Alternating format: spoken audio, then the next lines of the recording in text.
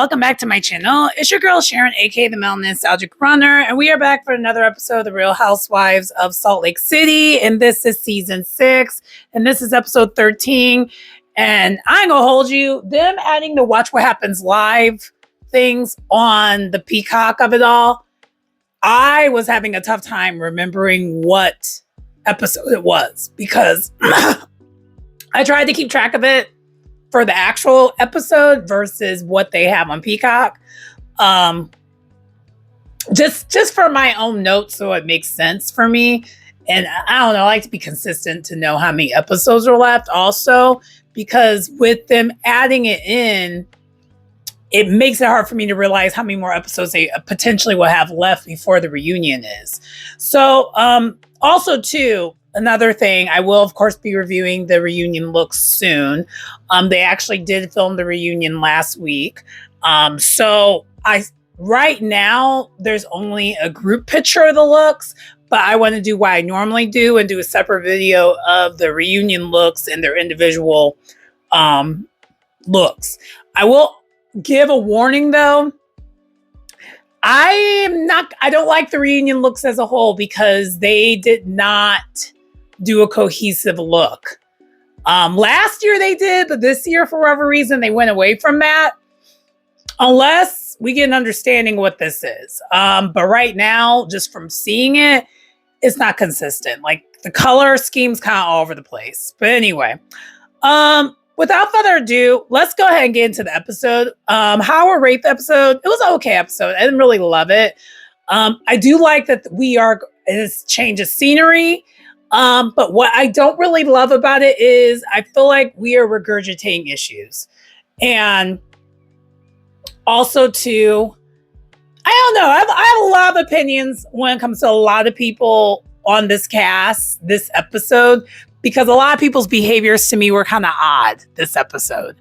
It was like everyone was looking for a reason for there to be some conflict. I don't know if anyone else caught that or felt that way, but that's kind of how I felt. Also, too, one more thing. For those who are new to the channel, my partner in crime, who always are in the videos one way or the other, Whisper, she's here like usual, ready to give her review as well.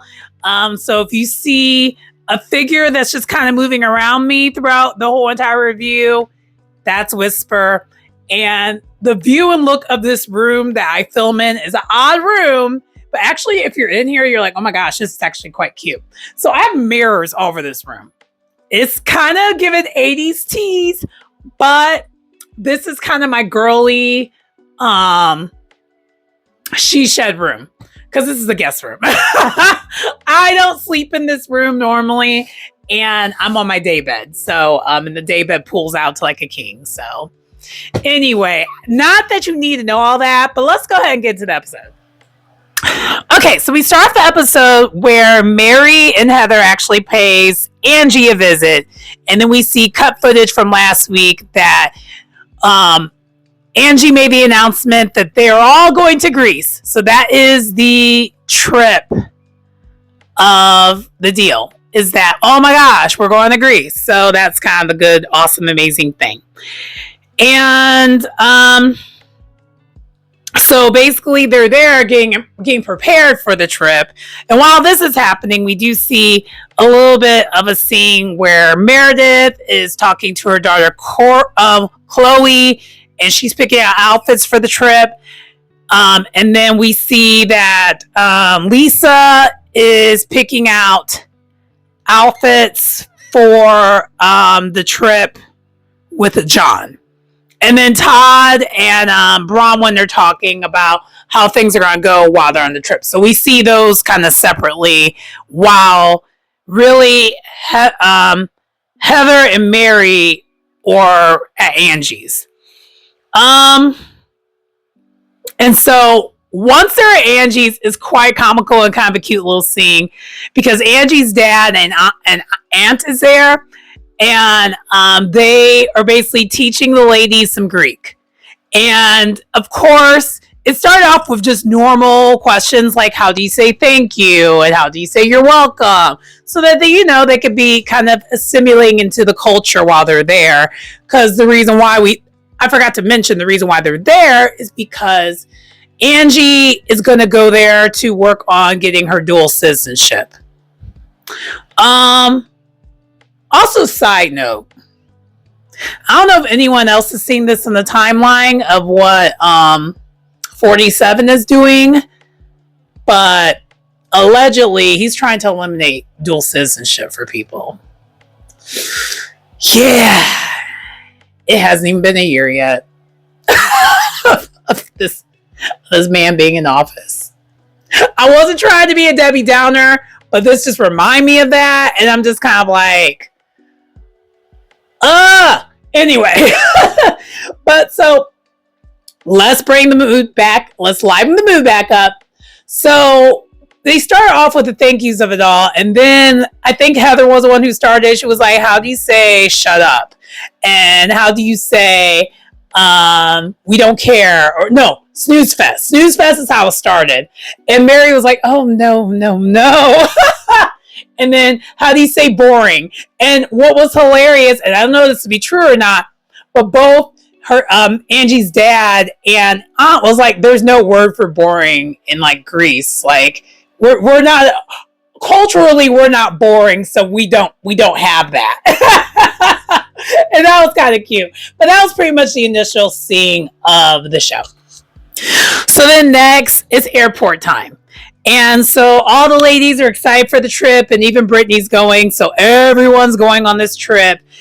And the reason why I said even Brittany's going, because sometimes, especially in the past Housewives shows, the friend dubs don't always get to go on the trips. But I like how they're doing it now where the friend dubs are a lot of times included. And honestly, we already know based off the situation that Salt Lake City was on throughout the years, especially with Jen Shaw being there, they weren't ever able to go anywhere international because she's like a convicted felon. So now they actually can take advantage of it. And they probably have a lot of stuff in the reserves because of this. And also too, because this is an Angie trip and Angie has heritage there, maybe, I don't know for sure, I would think maybe some of the budget, she's contributing to the budget a little bit, I would say, for this trip, I'm assuming. But Angie did remind us that like the ladies didn't really like her first trip that she did, which was a camping thing at the very beginning. But so this was definitely a 180. We went from like kind of like very humbled, chilled, kind of a almost staycation situation to like a glamorous luxury vacation. And watching this episode, it wasn't the most exciting episode, but what I did enjoy was I felt like I was there. I love shows when they go on a trip, you actually get to see the scenery and see like kind of the ambiance of it all, and you could just kind of just put yourself there. And if anything, it was a great advertisement for me to want to go to Greece. And Greece has always been honestly one of my bucket lists, and I think Greece, for the most part, is a pretty inexpensive trip once you get there. It's just getting there. Anyway, so then they finally do arrive, and according to them, it took them like over 24 hours to get there, which I believe it, because it took them forever to get to the Caribbean. And since they're coming from Utah, I would think they would have to fly to New York. And then from flying to New York, they probably flew to like London. And then maybe from London, then they flew to Greece. I'm assuming that's how they did it.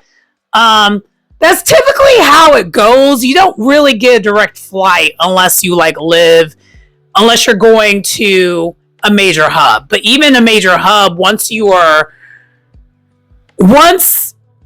London usually is like the stopping point, and then you have to fly somewhere else to get to the final destination, it seems like. I don't know. I've never traveled international. That is something I want to do at some point in time fairly soon, other than like, I've never been outside this hemisphere. Let's just put it this way. Like, I've been to Canada and I've been south. Like, those are the only two places. Anyway. So then we see this villa at night, and the villa, and Angie already has like a dinner ready for them. So, and the ambiance of this is gorgeous immediately. I'm sure they are extremely jet lagged at this point. And, Meredith asks, so is tomorrow going to be kind of a chill day? Just because, they've been in the air nonstop. And, Angie's like, yeah, I have some things planned, but we're going to kind of keep it cute and chilled out. And Angie kind of makes a joke like, oh my gosh, for how much we've been traveling, I'm so glad I got that surgery where I don't have any bags. And I guess I never knew Angie doesn't have bags and she never has bags. And then she explained with her chopsticks that they do this thing where they can smooth out the bags and then they're gone. And I was like,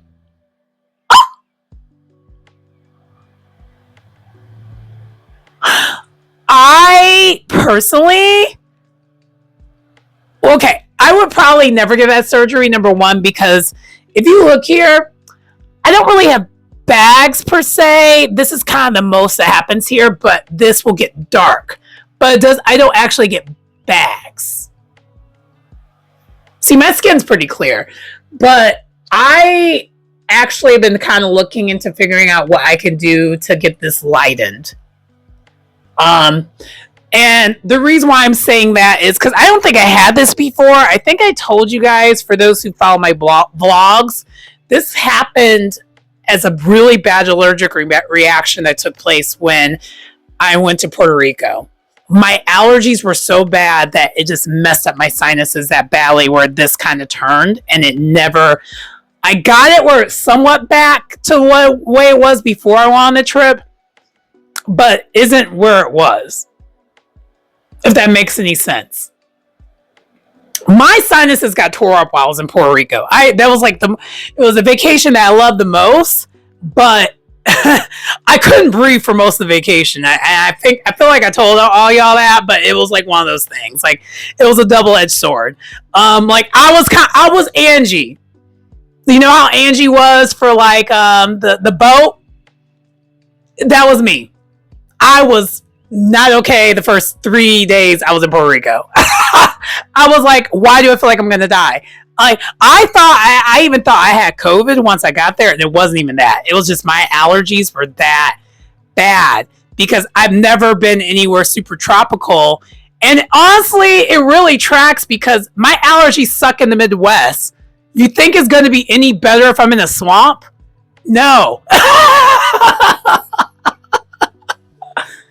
Anyway, but we find this out, and they're fascinated about that. And then Bronwyn kind of makes a joke about like, I will never look at chopsticks the same again.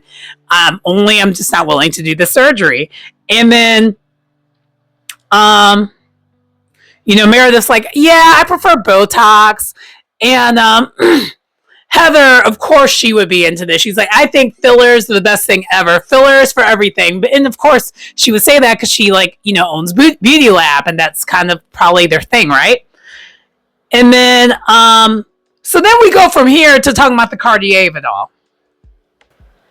So we find out on their way to the trip, Angie and Lisa were arguing back and forth about who had Cartier watch first. Because basically Lisa was at it again where she's like, you're copying me. And Angie's like, no, I had this before you. And Heather, to be petty because she was irritated by this, she decided at one of the airports she was going to go to the Cartier store and see what it gives and buy herself a Cartier watch. But then she found out, which I didn't know this was a thing, apparently they had like a BOGO deal for the most part. And so she was like, hey, Whitney, do you want a watch too? And so she ends up buying herself and Whitney a watch. And she basically said this and brought this up to annoy Lisa. And Lisa is not taking the bait. She's like, oh my gosh, that's amazing. I'm proud of you. That's great. And so not everyone at this point knows why Heather did this, but then she explained it is because of this whole entire thing. And then this, of course, ignites. So then Mary is just like, why do we care about this? This is a grandma watch. The way, honestly, I feel like that I don't do Mary justice when she has her commentary in the confessional, but Mary was carrying this episode with her commentary. Her commentary was cracking me up. And the fact that she just so flippantly say, like, that's grandma watch, why do we care? I mean, I know we're up in age, but still. And it was just cracking me up. And then this, of course, ignites Angie and Lisa to argue back and forth about who had what first. They go from talking about Porsches, who had the Porsche first, and Lisa's like, it's not a competition. And Angie's like, well, because it's, and I get why Angie's speaking for most of the group. It's just like, Lisa, you sound pretentious talking about what you had first, this, that, and this, and that. Like, and I will say this, Lisa, this episode, because we haven't really been talking about Lisa the past 3 episodes. Oh, she got annoying again. Like, so quickly. She's so surface. It's annoying. And I would never be able to be friends with someone like her. She's so surface.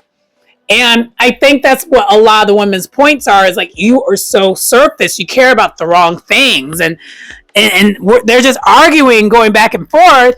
And it's not a serious argument. It's so unserious. And even like Bronwyn in her confessional is just like, now this is a kind of petty argument I can get behind. Like arguing about a Cartier watch, like this is so unserious, which it was. It was very unserious. And then Angie just ends up closing it out. She's like, hey, okay, that's cool, that's great. And she also does, I forgot, she initially does say to all the ladies, like, hey, thank you for coming. This is a big deal for me. I want you to see my culture more. And of course, Lisa, this whole entire time, is taking every opportunity to shade Angie, even though she wouldn't even be on this trip if it wasn't for Angie. Honestly, Lisa's energy was really, really annoying this episode. She was getting on my nerves. And doing too much. She was doing too much. But they close it off, and then that's that, and they go to bed. Oh. I'm sorry. Whispers right here, and I was just fascinated by her. I was just like, I'm not cutting that out. We're keeping it in. But what I was going to say. So it's the next day. And also, I'm going to apologize ahead of time. My voice is probably going to go in and out a little bit.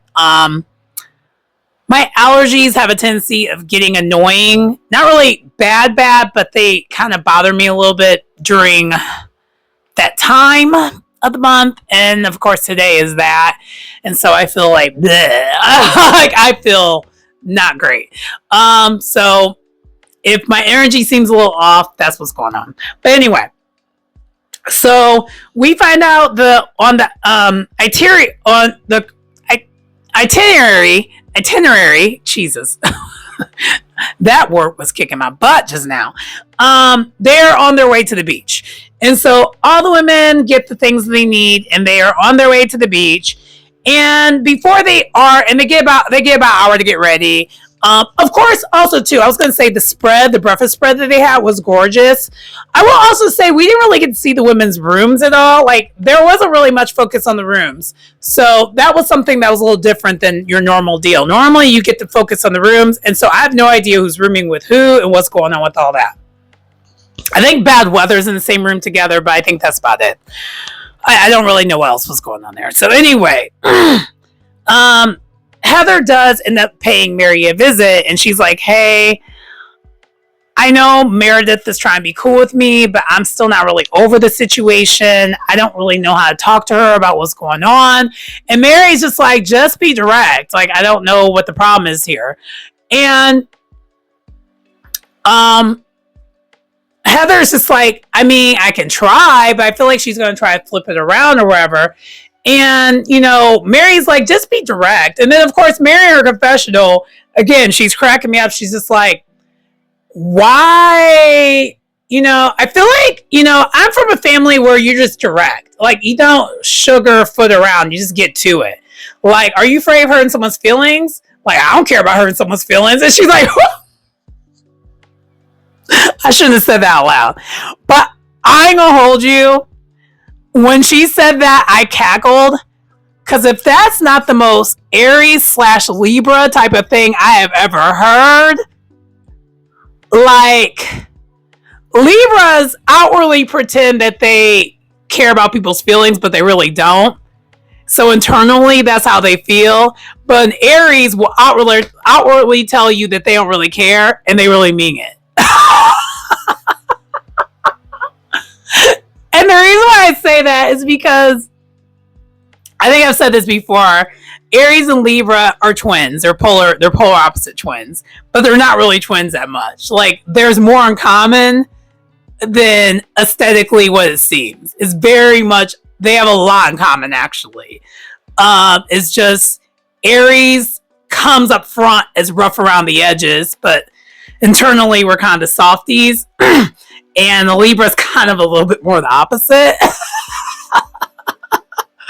Which is why, Libras and Aries, I've never met a Libra that I don't love. I love a Libra. Like, and also, too, I'm also a Libra moon, so I have internal struggles in my head at all times. Sometimes I move more like a Libra, and sometimes I move more like an Aries. It really just depends on the situation. I would say younger me, like early 20s me, was definitely Aries. I was very Aries. Older me, wiser me, using more discernment me, I definitely move more like a Libra. But once I'm comfortable, the Aries energy just pops right out. And also, too, like, I feel like aesthetically I look way more like an Aries. Like, it's just a thing. Like, I love red. And that's like a thing. Like, we love red. I don't know what it is about the red of it all, but like, red looks good on me. And it's not even my favorite color. My favorite color is actually blue. But like, red just aesthetically looks amazing on me, so I just wear it all the time. But anyway, y'all didn't come for that. But anyway, so then Bronwyn. Oh, something comes up during breakfast when Bronwyn, and this is the thing that kind of was like, what is going on here? Bronwyn, Heather's like, no, they're at the beach. I forgot. They're at the beach now, and Heather, and I forgot who asked.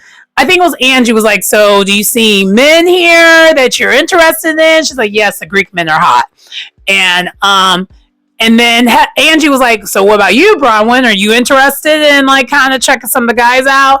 And Bronwyn just gave this cold look of like, no, I'm good with like Todd. And this adds a lot of confusion to the ladies because they're just like, wait, so are you and Todd are good now? And Bronwyn just shuts down. She gets really prickly.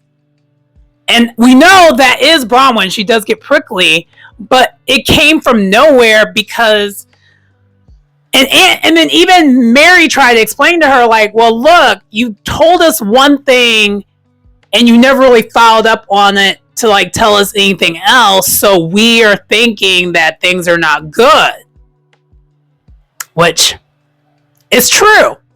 Because even me as a viewer, I'm even confused by why is Bronwyn all of a sudden being really prickly about the Todd of it all.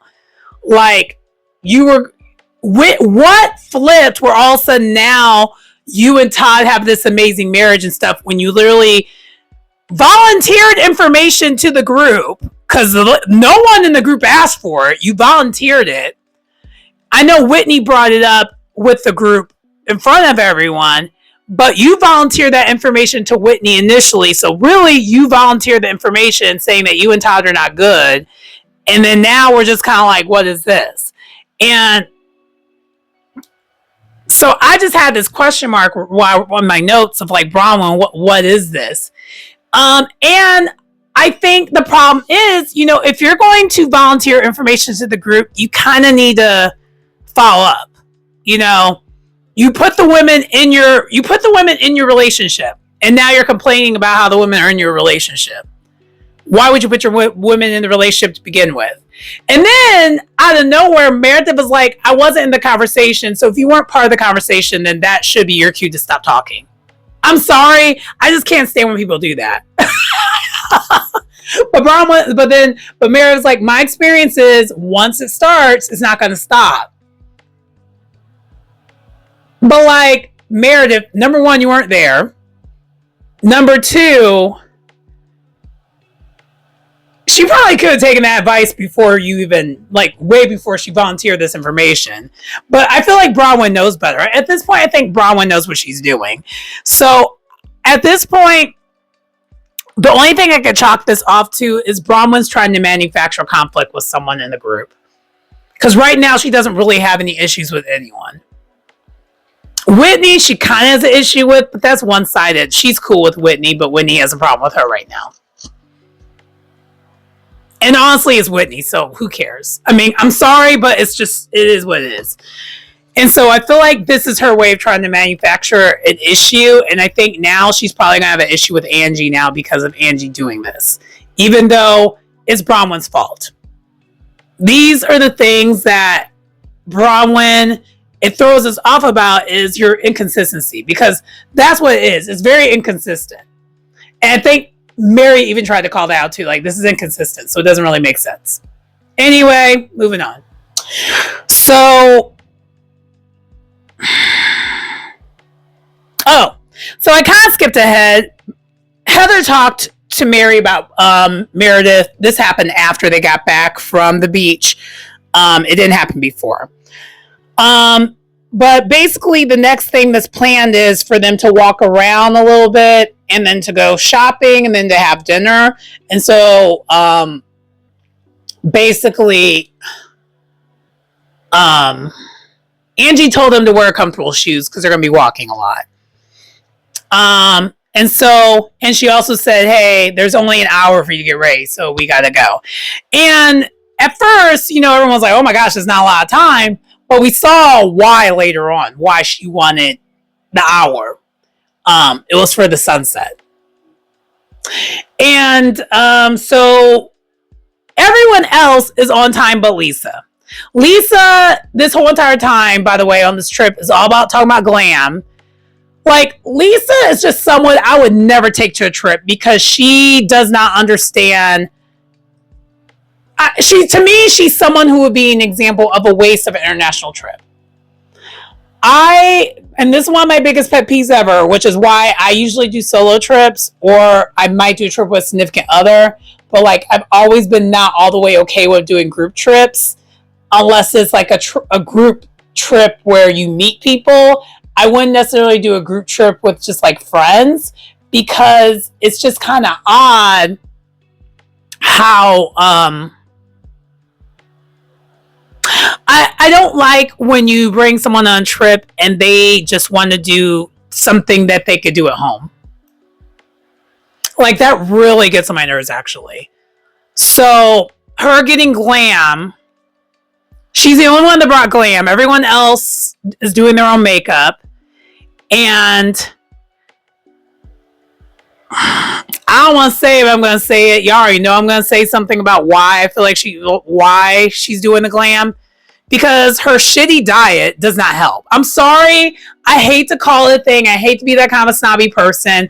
But it's just like, all the times that we see her without the glam, and then even they kind of gave a view of her shoes that she was wearing and her cankles, because she has cankles.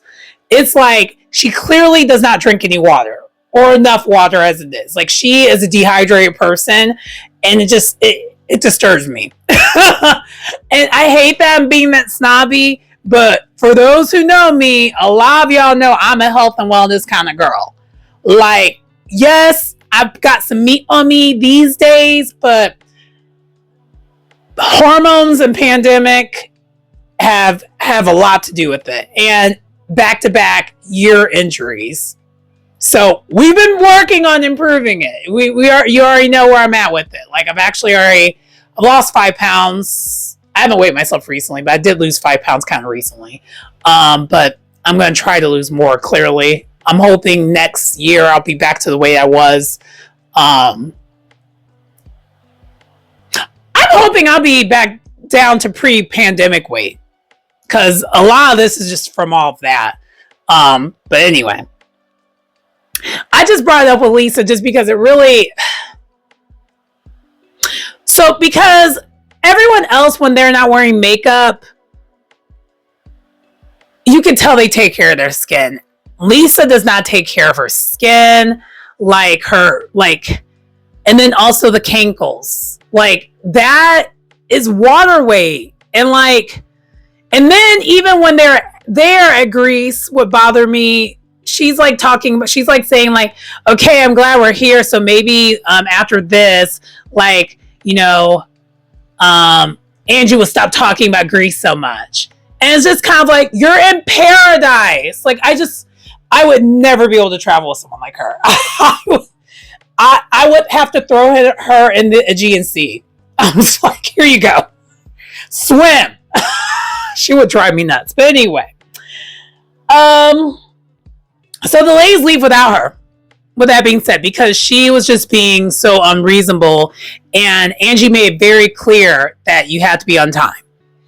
And so fast forward, they're walking. Whitney and Brittany are kind of flirting a little bit with some of the locals, and Whitney slips and freaking falls, and that was a horrible slip. I was worried for her because she just looked like she took a dive. But one of the locals helped her up. She was like, my knight in shining armor. But then where we get to finally is that Whitney, Brittany, Heather, and Angie had a surprise for them. And the surprise was she was taking them to the most beautiful spot where you get the scenery. Like, it's that Instagram spot that they always show when they show people at Mykonos. It was literally that same spot, but at like with the sunset. And it was truly gorgeous. And Angie in her confessional describes how she just loves Heather the most when it comes to these things, because she's going to take it in. She's going to be in the moment. And she's just going to be thankful of all this. Where we have Lisa, on the other hand, being disrespectful, not being on time, more focused on how she looks than actually taking in where she's at. And that's kind of what I was getting at earlier. I am definitely on the side of Angie. That would annoy me too, especially with it being my trip. That would aggravate me. And so while this is happening, also, Lisa already has left, but she's just walking around, and she's taking all these selfies with her just being by herself, even though that's not the kind of trip you're on. And honestly, if she wanted to do that, the other thing that just I find very annoying with Lisa is, why couldn't she just say, hey guys, if it's okay, I'm going to stick back and I'll meet you there. But instead, she didn't give anyone the courtesy to say that and do her own thing. Because I'm also similar to Lisa. I would probably, like, I would want a time to myself a little bit on the trip to kind of do my own thing. But like, her vocalizing it would have made all the difference in the world. But her being essentially 3 hours late to meet them is insane to me. But she does end up getting to where they're at because of course, production, right? And so also while this is happening, Mary, Meredith, and Bronwyn, they're shopping. And Meredith is like talking to Elite. So Meredith is talking to Mary, and Mary's like, yeah, Heather's not really happy with you right now. I think you two need to talk. And Meredith is kind of blowing it off like she always does. And Mary's like, no, I think it's a little bit more serious now. I think you do need to talk to her to figure out what's going on. And Meredith was like, I've actually tried to reach out to her multiple times. And we do find out throughout the episode that she actually did try to reach out quite a few times. And Heather doesn't want to hear it at this moment. And because I think Heather just assumes, and this is what bothers me about Heather. Heather does a lot of assuming that the conversation is going to go a certain way. Even though throughout our time on this show, and correct me if I'm wrong, I've never known to see Meredith or Heather ever getting in an argument where she would be able to come up with that conclusion, especially if they have a one-on-one conversation. And also, too, Heather, I'm going to tap at you even more. I think if you guys would have a one-on-one conversation without the cameras, I think y'all could have been cool. But you wanted to drag this on. I'm sorry. I feel like part of it is she wants to drag this on. But I also think she does have a point. If they have the one-on-one conversation with the cameras, Meredith is not going to own up to anything. So it's a little bit 1A, 1B here. Anyway. But Meredith was like, okay, well, maybe I'll buy something here. It's like a peace offering to give to Heather later on. And so that is what ends up happening here. Moving on. Okay, once all the girls are done, like walking around and stuff, they finally do get to dinner. And really, I will say the highlight of the dinner that occurred, because there was a lot going on, and I didn't take a lot of notes this episode, because I did enjoy the episode, but it just wasn't, I don't know, like, I'll be honest, let me be honest with you. This season's still good for Salt Lake, but last season was that girl. Last season was Chef's Kiss. And this season is just kind of okay. It's not horrible. Still the best show. Easily still the best show on Bravo right now. But it's just last season was a little bit better. That's it. But basically, they're having dinner, and Meredith does give Heather the gift. And Heather's like, okay, this doesn't change anything, but okay. And the reason why she's saying that is because Bronwyn's sitting next to Heather, and Heather's like, and Bronwyn's like, this is Meredith's peace offering. And Heather, being stuck in her ways the way she always is, she's like, I feel like she's trying to buy my forgiveness, and we're never going to talk about it. And it's just kind of like,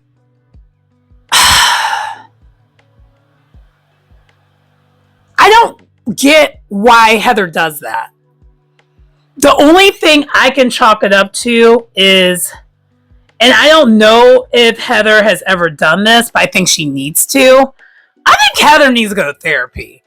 I think she has so much PTSD from like her being a Mormon that she just assumes the worst in a lot of situations.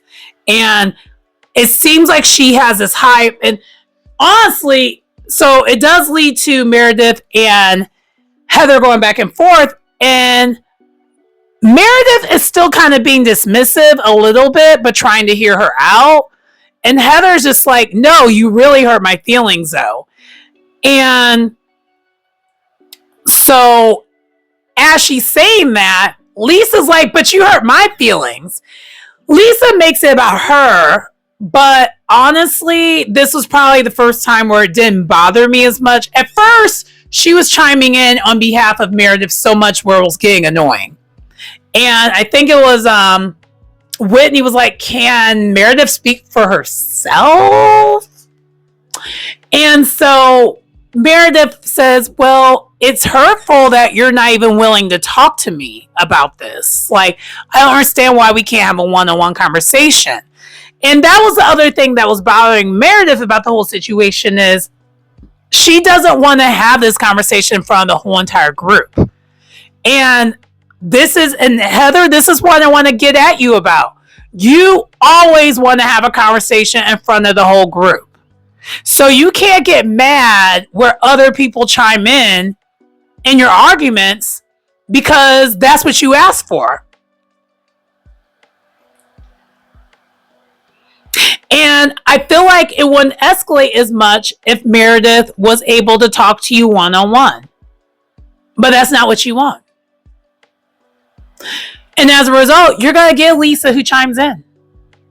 And the thing that gets me about you, Heather, is as much as you want to get on Lisa for always chiming in to doing the most and being on a high horse, you're on just as much of a high horse as she is.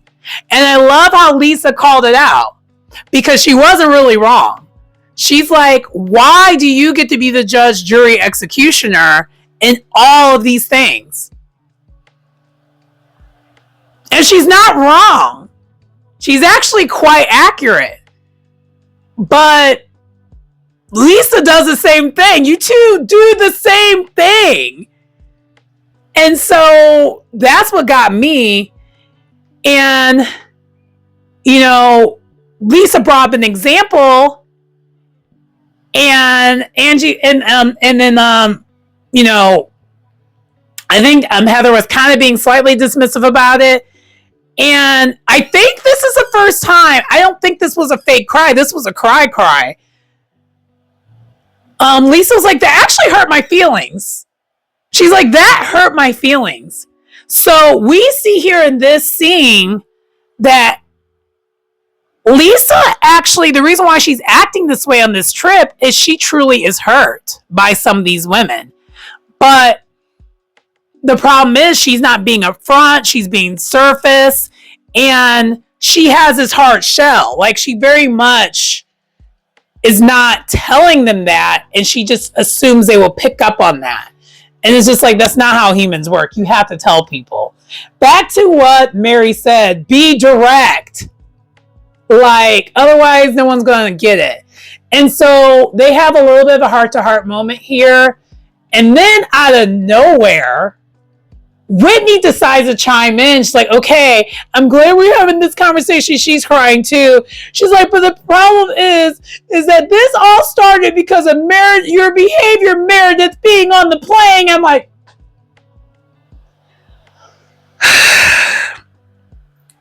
Whitney, can we please stop talking about this damn plane? And even Brittany was like, I'm over the playing situation. Why is this still being brought up? This has nothing to do with the playing at this point, which it doesn't. Like, Meredith and her dismissiveness was always there. Okay. But Brittany does say, like, I get why they're bringing it up because yes, Meredith apologized to me, but she needs to apologize to Whitney and Heather as well. Because apparently Meredith yelled at both of them too. And instead of both of them outwardly saying that, Meredith is still turning around, flipping and reversing it like she always does. And then Meredith threatens to leave. And Mary's like, wait, you leaving? And I think that's how the episode ended. I don't really quite remember exactly how it ended, but it was just kind of one of those things. I was just like, I just really wish they would just be direct with each other when it comes to a lot of this. Like, Whitney is owed an apology for Meredith yelling at her on the plane. Whitney owes Meredith an apology for assuming that she has a substance abuse issue, because that was wild. Which is why Meredith will probably never apologize to Whitney, because Whitney took it to hell. Meredith and Heather need to have a true heart-to-heart, and Heather needs to stop being such a coward and not feel the need that she has to have like a whole entire group behind her. It's lame. But that's what Heather always does. She always wants this to be a group function to talk about her one-on-one feelings with one other person. And it could have been resolved already. Because in real life, if I'm getting confronted in front of a whole entire peanut gallery, I'm going to be on the defense too, just like Meredith is. And maybe Meredith would change her tune just a little bit if you two would have a one-on-one conversation. And you actually truly state how you feel. And state that you feel like crap because you called me a liar, and you also said I need to choose between you and Brittany. Meredith, you need to own up to something though. As much as I'm trying to give you all the grace in the world, you need to own up to something. And this disengaging act is getting really, really old and stale. Like, let's call a thing a thing. You did call them a liar. You called them all liars. And you also did say it's either you or Whitney or Brittany. You said that. I don't know if you said it on the plane, but you sure as hell said it before on the boat. Like, we saw it on camera. So the thing is, you allegedly said it twice and not just once. And Lisa, I'm glad you showed some vulnerability finally about something really hurting your feelings and not being in the attack mode, because really, I feel like that's what a lot of the ladies were looking for. But Lisa, I do need you to stop doing this protective thing that you do with yourself where you know, act like your time is only valuable to you and no one else. That 3 hours late thing, I would have been like, you know what? If you want to do your own thing, you could do your own thing for the rest of this trip. I would have been so pissed. You don't get to do your own thing on your own trip. And then when someone confronts you about it, and Angie confronted you about it very nicely, saying, hey, let's be on time tomorrow. You get this attitude as if this is not a group trip. Not everything revolves around you, Lisa. And it's really annoying that seems to be a common theme with you throughout your whole entire life. And the other thing that Angie called out, which was hilarious, but it's true, you did all that. You did all those 3 hours of being in glam just to put some glasses on so we can't even see your glam. But we know why she did that. She's insecure. Because that was also called out in this episode. But I would be too if I didn't drink water or eat fruits or vegetables. Maybe you should start doing that. I'm sorry. It really bothers me. And not me saying all this when my lips are slightly chapped. But the thing is, even my lips being slightly chapped, that is all of Lisa. I'm sorry. See, these shows make me shady. It turns me into a shady boots. It really, really does. But anyway, that was the conclusion of the episode. Oh, and Bronwyn, girl. This is what bothered me about you last season, and you're doing it again this season. Your inconsistencies are annoying.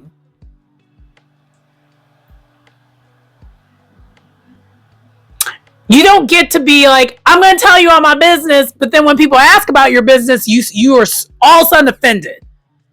You put it on the floor, and people are picking it up.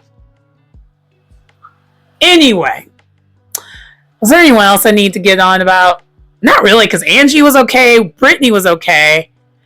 Oh, I feel like we need to do this every episode. Whenever Brittany doesn't talk about Jared, we're in a good place. No talks about Jared. If you keep that up, you're all right with me. But we know that's not going to last. But anyway, and Mary is just Mary, okay? But anyway, that does conclude the episode for today. Please like, comment, subscribe to the channel if you get anything out of the content. It's your girl Sharon, aka the Melon Nostalgic Runner, and I will see you next time. Bye.